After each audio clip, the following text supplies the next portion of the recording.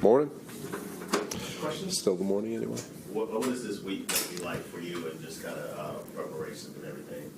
We're still working on us. There's some a little mixture of, because of the way the roster's working out. We're still competing against one another, but at the same time, we're taking up some time to work on San Francisco. Where are you guys, Robert, in terms of cuts? You made them already? Will guys be able to? We've made some. There's still some things that need to get done though. How many guys will you have at practice today? You guys will be at the stretch lines. You guys can count. I have no idea. I know, but 53. yeah, there'll be a few more than 53 for sure. What is Mike Williams' practice status? He should be getting a few reps today, so we'll start working him back in the team today. Any of the guys who were injured candidates for IR? Any of the guys who were injured like over the weekend, or are they? Because you guys can play the IR game now with the roster. Yeah, no, I'm with you. We're still sorting through a couple of them. We'll have definitive answers by the end of tomorrow. Do you know something on Jordan Travis? Is he just going to be shifted to stay on that injury list? Yeah. He's his rehab's going to be a little longer than we anticipated, obviously, but he's in a great place. He's in every meeting. He goes to all the walkthroughs. Hopefully it's something that we can revisit later in the year. Is there a path for Reddick to be active for Week 1? Yeah. Depending on, I'm assuming he's in phenomenal shape. Like I said, he's a veteran. He knows what he needs to get ready. He's had success in multiple buildings and multiple schemes with multiple coaching staffs, and so he's going to know what he needs to do to be ready for Week 1. So he still has plenty of time. He posted a video. Did you see it? Just working out, one of those. Did it look good? It's hard to tell. It's about 5 seconds, about 5 Did it look as good as Mackay looked the last couple of years? Oh, damn. I bet it looked good. Robert, every year, obviously, there's optimism, there's everything. But when you look at your first year to now, the roster that you have now, like what jumps out?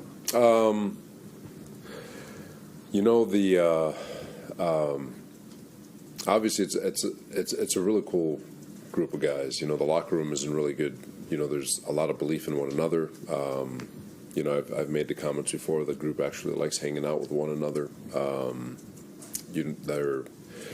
They fit what we're all trying to get done, and it's an exciting roster to be a part of.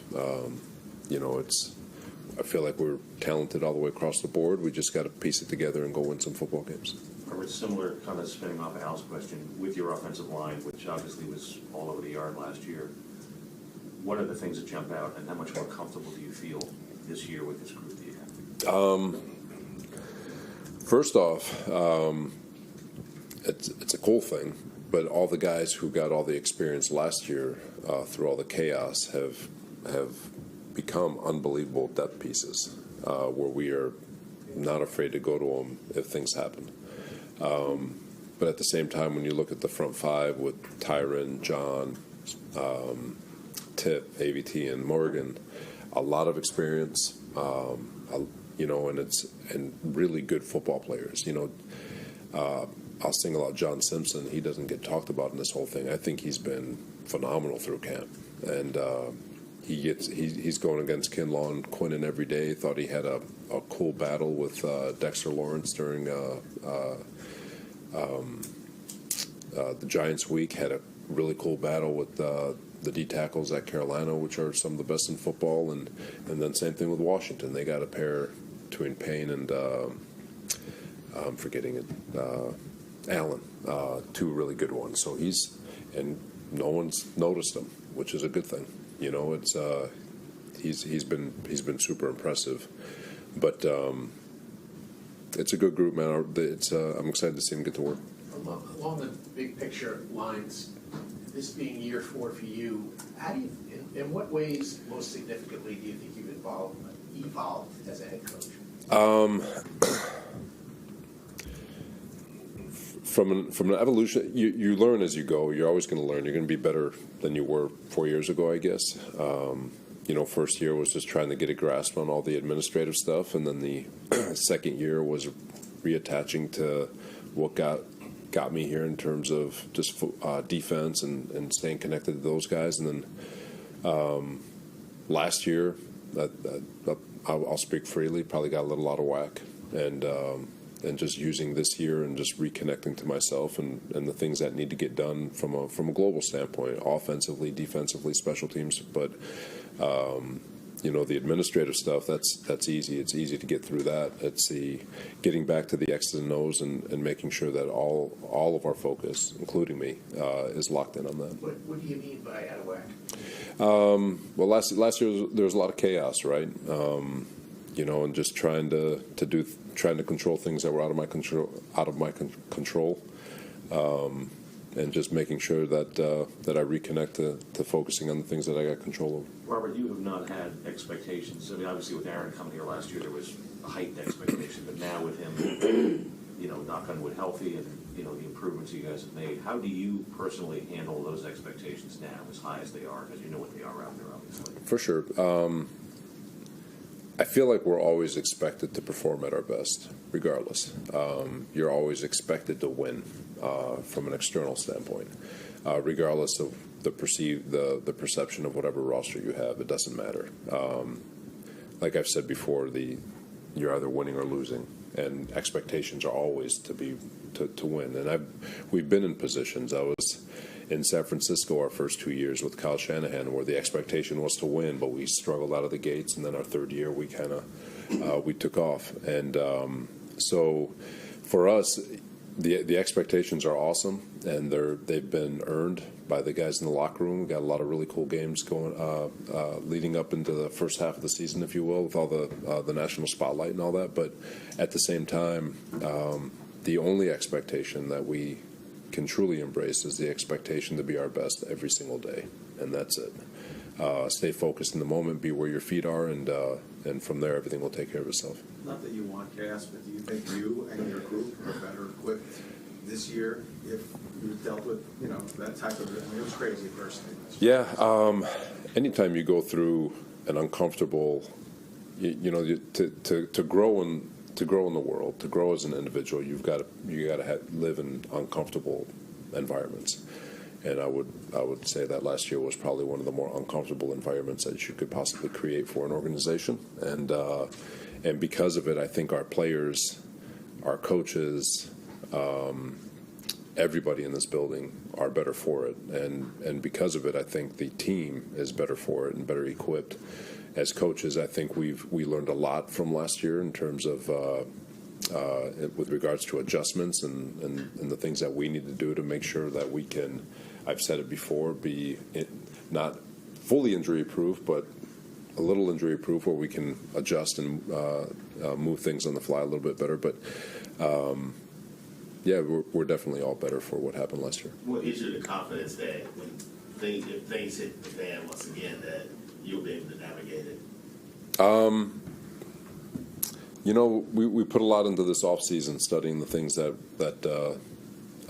we did a year ago, and so yeah, we have a ton of confidence that if the bad stuff hits the fan, that we'll be able to adjust and bob and weave and make sure that we always put our players in position to be successful, which has been the main focus of this entire off season. I think you're already like the fifth or sixth, maybe longest tenured coach in the AFC, which is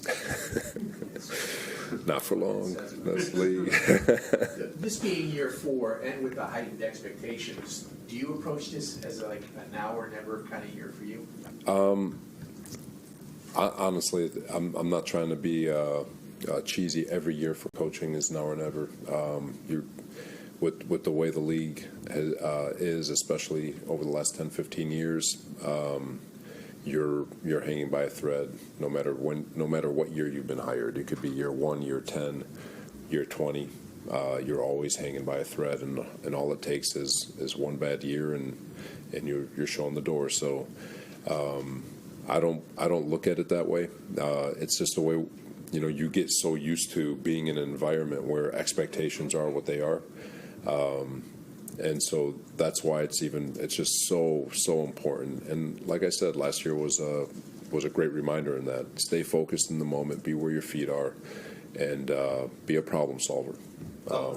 Have you kept an eye on San Francisco and just kind of what's going on there with Ayuk and Williams, and as you guys hone in now, and I'm sure you're going to start carting practices soon, is your expectation that those two guys are going to be on the field Monday night? Fully expect those two. Fully expect Trent Williams to walk on the field and still be his all-pro self with a newly minted contract, I'm sure. But and Ayuk, I'm sure he'll be there. But yeah, you keep an eye, kind of a side eye. But right now it's all tunnel vision towards them and only them. But I'll say this: with or without them, they're still a championship roster, and they've got some dudes all over the roster. It's going to be a fun game. It's going to be a great challenge. Robert, there's always a sense of urgency, obviously, and you have a bunch of guys who I would think they're looking at it as this is our chance. Aaron, Tyron, guys like that who've been around for a while. What's that like, having a group like that they might see the window as right now?